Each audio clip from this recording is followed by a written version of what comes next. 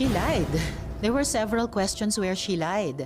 Ma'am, yung po nire-raise ninyo about kay Mayor Alice Go, ano po yung banta nun or dangers nun if mapatunayan nga natin na Chinese siya and parang isang allegation is tinanim siya sa Pilipinas? Kung mapatunayan namin na ganyan ang sitwasyon ni Mayor Alice, kumbaga level up yon sa mga nakakaalarma ng mga kaso. Halimbawa, dun sa mga naunang raid ng Pogo Hub, na yung mga Chinese na nagtatrabaho doon ay may hawak na mga Pilipinong ID at dokumento. SSS, to BIR, to PhilHealth IDs. Tapos, level up din yan kung sakali sa mga kaso, halimbawa ng mga Chinong na-apprehend ng ating embassy sa Bangkok. Mga Chino, pero may hawak na Philippine passports at Philippine birth certificates.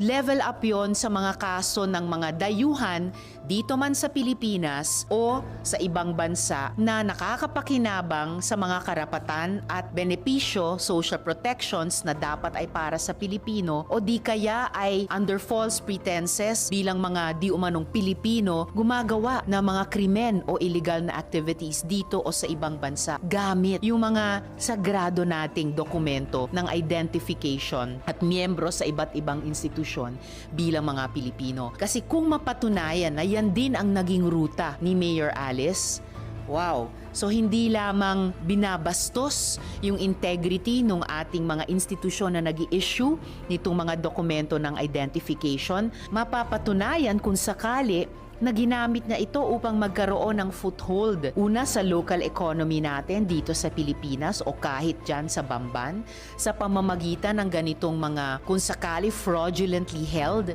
Filipino identification documents, nakapagbukas ng isang napakalaking Pogo Hub dyan sa Bamban. Halos 8 hectares ang laki, 36 buildings ang nakatayo at may mga kapansin-pansin, mga pambihirang mga features na buildings at nakapag-file pa ng Certificate of Candidacy, nakatakbo at nanalo bilang isang Pilipino, bilang isang local government official. So, kung mapatunayan namin na ganyan ang sitwasyon, ang bigat talaga ng implikasyon. And last but not the least, kung mapatunayan pa yung mga iniimbestiga ngayon ng iba't ibang intel agencies ng ating gobyerno, yung anggulong may surveillance at mayroong hacking activities dyan sa Pogo Hub sa Bamban, maitatanong, yan ba ay isang matagal nang ipinlano at inilatag na plano gamit ang di umanong